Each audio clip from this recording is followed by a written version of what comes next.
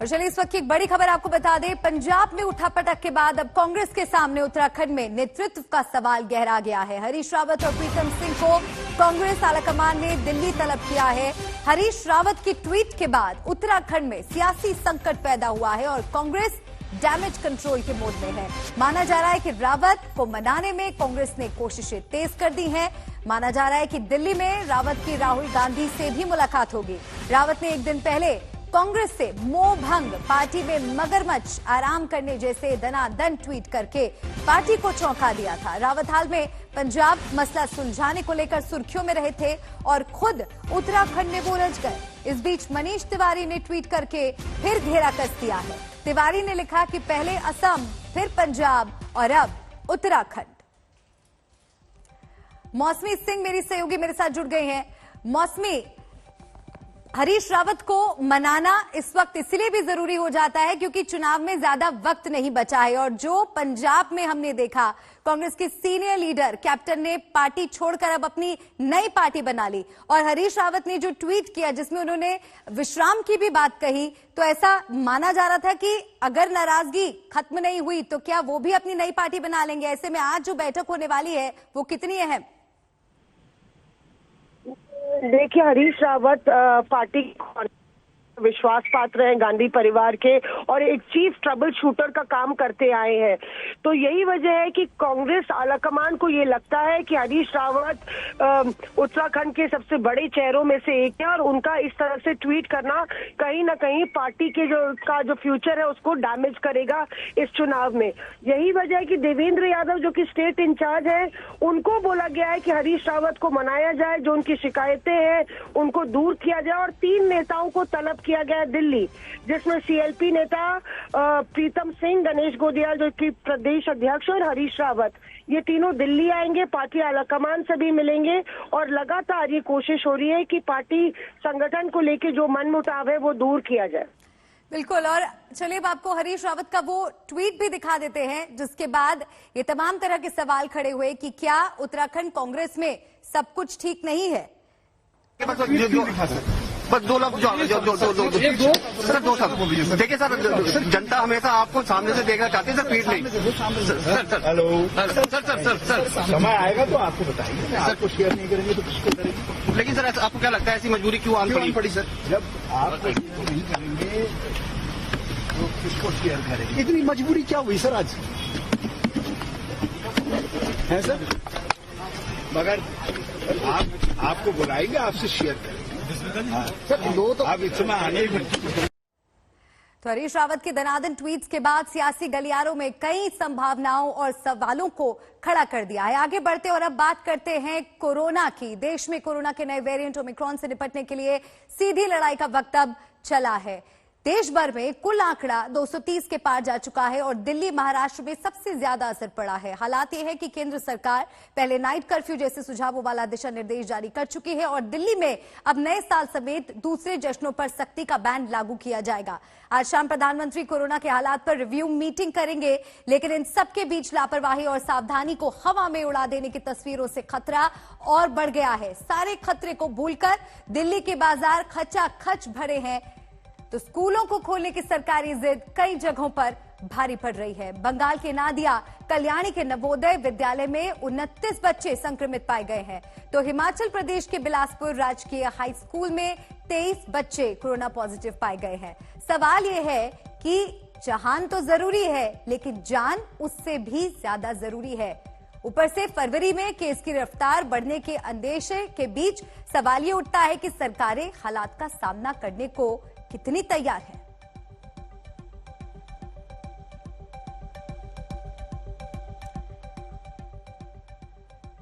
तो ओमिक्रॉन का खतरा कितना बड़ा है और कितनी तेजी से देश भर में ओमिक्रॉन वेरिएंट अपने पैर पसार रहा है, आइए इस मैप के जरिए आपको आंकड़े में बताती हूं। कुल आंकड़े 238 तक पहुंच गए हैं। महाराष्ट्र में 65 मामले ओमिक्रॉन वेरिएंट के सामने आ चुके हैं, जिसके बाद कई सख्त निर्देश वहां पर जारी किए गए हैं। 200 से ऊपर लोगों के जमावड़े पर वहां पर परमिशन लेनी होगी। दिल्ली की अगर बात करें तो दिल्ली में 57 केसेस सामने आ चुके हैं। दिल्ली में भी नए साल के जश्न पर पाबंदियां लगाई जा रही हैं। राजस्थान में कुल मामले 22, कर्नाटक में 19, केरल में 15, तेलंगाना में 24। तो लगातार देखिए देश भर से अलग अलग राज्यों से अब मामले सामने आ रहे हैं। जम्मू में भी 3 मामले ओमिक्रॉन वेरिएंट के सामने आ चुके हैं और लगातार एक्सपर्ट्स इस बात को लेकर चेता रहे थे कि ये जो वेरिएंट है पहले के वेरिएंट के मुकाबले ज्यादा संक्रामक है और बहुत तेजी से फैलता है। अभी तक केवल एयरपोर्ट पे जो लोग आ रहे थे उनकी हम टेस्टिंग कर रहे थे। अब हमने ये तय किया है कि सारे जितने भी पॉजिटिव केस दिल्ली के अंदर निकलेंगे सबको हम जीनोम टेस्टिंग के लिए भेजेंगे कि 100% केसेस को ये टेस्ट करेंगे जो पॉजिटिव केसेस होंगे कि इसमें इस व्यक्ति में कोरोना है तो ये कौन से वाला कोरोना है, ये डेल्टा वाला कोरोना है कि ओमिक्रॉन वाला कोरोना है। आजकल हम देख रहे हैं मार्केट में जाते हैं, इधर जाते हैं उधर जाते हैं, मास्क पहनना हमने बंद कर दिया है। अगर हमारी सुरक्षा हमारे हाथ में है, सबसे इफेक्टिव मास्क है, तो मास्क पहनना शुरू कर दीजिए, दोबारा मास्क पहनना शुरू कर दीजिए। ये जो बार बार सरकार बोलती है, मैं बोलता हूँ आपको, ये मैं अपने लिए नहीं बोल रहा, ये आप ही की भलाई के लिए बोल रहा हूँ, आप ही के स्वास्थ्य के लिए बोल रहा हूँ। बीमार पड़ेंगे, कोरोना होगा, क्या फायदा है। तो फिर से आपसे सबसे निवेदन है सब लोगों से कि मास्क दोबारा पहनना शुरू कीजिए। हम लोग को तो बिल्कुल जो कह रहे हैं कि ओमिक्रॉन का जो चक्कर हो सकता है, मैंने अपने देश का 3rd फेज हो सकता है और अन्य जगहों का तो कोई का 4th है, कोई का 5th है दूसरे देशों में, लेकिन अपने देश में तो 3रा होगा ही। तो वो स्थिति में अलर्ट तो रहना ही है और पूरे तौर पर हम लोगों के यहाँ अलर्टनेस है और काफ़ी हर तरह से तैयारी भी है कि अगर कुछ बढ़ेगा तो लोगों के ट्रीटमेंट का तो हर चीज़ के लिए पूरा का पूरा रखा गया है। ये 10 करोड़ का टीकाकरण कोरोना के खिलाफ लड़ाई में अपनी जनता के लिए, जनता को बचाने के लिए सुरक्षा चक्र है।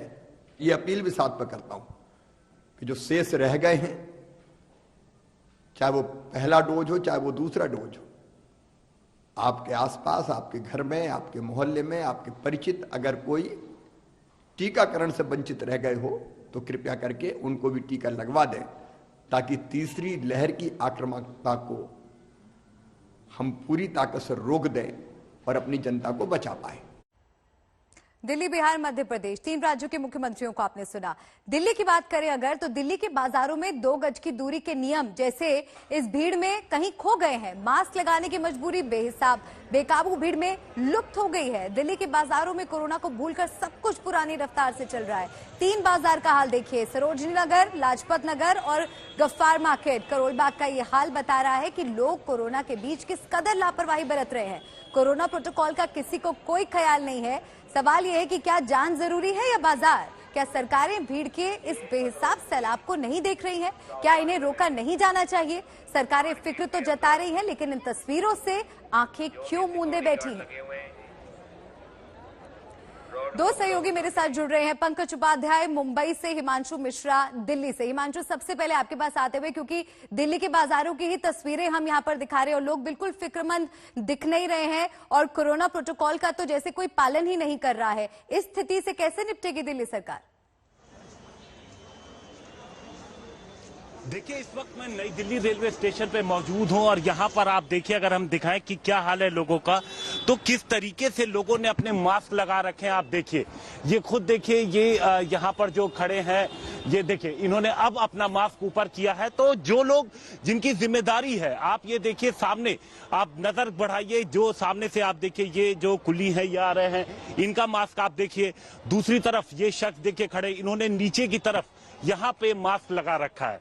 तो लोगों को काफी समझाया जा रहा है, लोगों से कहा जा रहा है कि मास्क लगाइए, लेकिन आप देखिए, जैसे ये देखिए, ये युवा ये सामने से चले आ रहे हैं, लेकिन आप अगर चारों तरफ नजर घुमाएंगे तो आप देखेंगे कि ज्यादातर लोगों ने मास्क लगाया है, लेकिन कुछ ऐसे भी लोग हैं, देखिए इनके पास मास्क है नहीं, इन्होंने मास्क नीचे की तरफ कर रखा था। मास्क लगाया ही क्यों था अगर नीचे ही करना था? देखिए, कोई जवाब नहीं है उनके पास। तो अच्छी खासी जो भीड़ है लोगों की, जहां पे लोग बड़ी संख्या में बाहर की तरफ से आते हैं, वहां पे अगर आप एक बार नजर घुमा के देखेंगे तो आपको ज्यादातर लोग आपको ऐसे नजर आएंगे जो बेहद कैजुअल व्यवहार कर रहे हैं। मास्क लगाए भी हैं तो नीचे की तरफ कर लिए हैं, और अगर आप किसी से पूछेंगे तो उनके पास अलग अलग लोगों के पास बहाने लोगों के पास मौजूद है। और ये जो नई दिल्ली कर रहे हैं और ये लापरवाही भारी पड़ सकती है। मुंबई चलते हैं पंकज के पास। पंकज, 238 कुल मामले देश में हैं, सबसे ज्यादा महाराष्ट्र में 65 मामले। क्या कर रही है सरकार? किस तरह की पाबंदियां लगाई जाएंगी क्रिसमस और न्यू ईयर के जश्न को देखते हुए? देखिए, ओमिक्रॉन का खतरा तो बरकरार है। आपने ठीक कहा, महाराष्ट्र में 65 केसेस हैं, मुंबई में ही 30 केसेस हैं, लेकिन कोविड के जो नंबर्स हैं वो भी चिंता का विषय बन गए हैं अब राज्य सरकार के लिए। मुझे याद पड़ता है मेडिकल एक्सपर्ट्स ने 1.5 से 2 महीने पहले ही कहा था कि क्रिसमस और न्यू ईयर के आसपास केसेस बढ़ेंगे, ना सिर्फ मुंबई में बल्कि राज्य भर में, और वही देखने को मिल रहा है। कल मुंबई में 490 नए कोविड के मामले सामने आए और ये करीब करीब 2 महीने के बाद ऐसी बढ़त देखी जा रही है। और साथ ही साथ महाराष्ट्र में 1200 से ज्यादा नए मामले सामने आए हैं और ये करीब करीब 1 महीने बाद ऐसी बढ़त नजर आ रही है। करीब 17 नवंबर को 1003 कोविड के मामले सामने आए थे। आज के दिन भी अगर हम देखें महाराष्ट्र का हाल, तो 75,000 से ज्यादा लोग होम क्वारंटीन में हैं। तो कोविड की स्थिति भी कोई ऐसी ज्यादा अच्छी खासी कंट्रोल में नहीं आई है। करीब 1 महीने पहले जो बीएमसी कह रही थी मुंबई के लिए कि केसेस प्लेटो हो गए हैं और कोविड के जो केसेस है वो कंट्रोल में आ गए हैं, आज बीएमसी ऐसा नहीं कह सकती है। इसीलिए क्रिसमस को देखते हुए, न्यू ईयर को देखते हुए नए नए रिस्ट्रिक्शंस लगाए जा रहे हैं। भारत में भले ही अभी ओमिक्रॉन संक्रमण के मामलों ने 200 का आंकड़ा पार किया हो, लेकिन ओमिक्रॉन कितनी तेजी से फैल सकता है इसका प्रदर्शन वो अमेरिका और ब्रिटेन में कर रहा है, जहां अब ओमिक्रॉन ने डेल्टा वेरिएंट पर अपनी बढ़त बना ली है और अब भारत में भी तीसरी लहर की भविष्यवाणी हो चुकी है।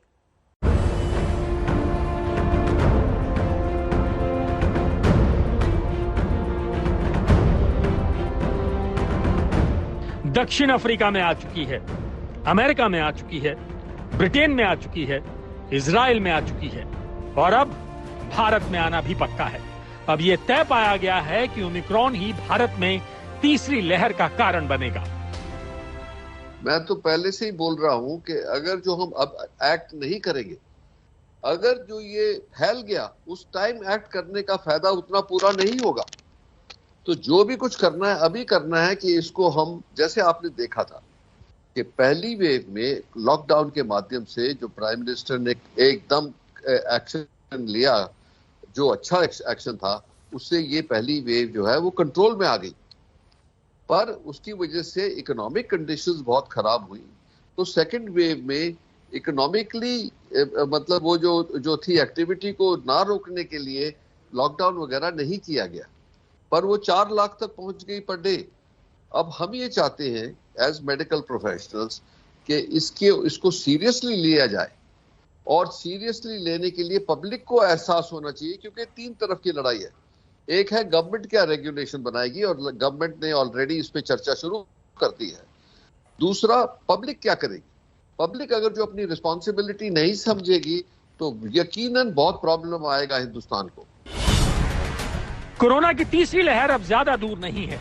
आईआईटी कानपुर और आईआईटी हैदराबाद की ज्वाइंट स्टडी में इसकी भविष्यवाणी की जा चुकी है, जो अन्य देशों में ओमिक्रॉन के फैलने के ट्रेंड पर आधारित है। इसमें दावा किया गया है कि तीसरी लहर के दौरान फरवरी के अंत तक देश में 1,50,000 से 1,80,000 डेली केस सामने आ सकते हैं। हालांकि ओमिक्रॉन से आने वाली तीसरी लहर इतनी घातक नहीं होगी जितनी डेल्टा वेरिएंट से आई दूसरी लहर थी। अनुमान यह भी लगाया जा रहा है कि तीसरी लहर के पीक पर पहुंचने के बाद डेली केस तेजी से नीचे आने शुरू हो जाएंगे। अंदाजा यह भी है कि तीसरी लहर के दौरान ओमिक्रॉन संक्रमण के केस तो बढ़ेंगे, लेकिन अस्पताल में भर्ती होने की दर बेहद कम होगी। ऐसा वैक्सीनेशन की वजह से होगा। You have totally lost any vaccine protection, and the natural immunity due to prior exposure to Delta is eroding very quickly. We foresee a peak of something like 1.5 to 1.8 lakh cases per day happening somewhere towards the end of February. तो गनीमत की बात यह है कि भारत में Omicron की वजह से कोरोना की तीसरी लहर तो आएगी, लेकिन इसमें डेली केस पहली लहर से दुगने और दूसरी लहर से आधे ही आएंगे। पहली लहर की पीक के दौरान भारत में कोरोना के एक दिन में सबसे ज्यादा 93,337 नए केस 19 सितंबर 2020 को दर्ज हुए थे, जबकि दूसरी लहर की पीक के दौरान भारत में एक दिन में 4 लाख से भी ज्यादा केस रिपोर्ट हुए थे। और अब तीसरी लहर की पीक में दैनिक मामलों का आंकड़ा 1,80,000 तक पहुंचने का अनुमान है।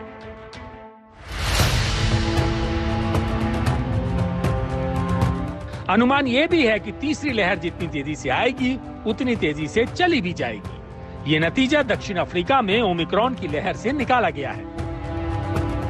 दक्षिण अफ्रीका में नए कोरोना मामलों की संख्या 3 सप्ताह में चरम पर जाने के बाद गिरनी शुरू हो गई है।